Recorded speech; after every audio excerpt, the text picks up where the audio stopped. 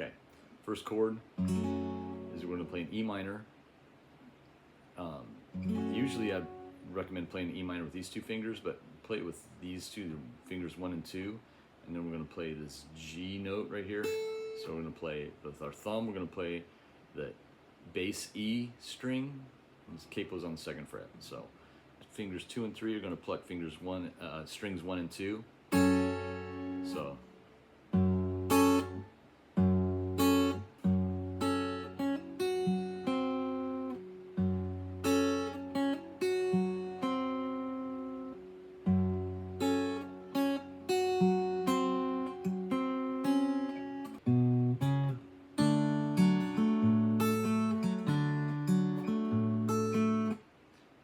So this is like C chord. Once again, we're playing like thumb and 5 and 2.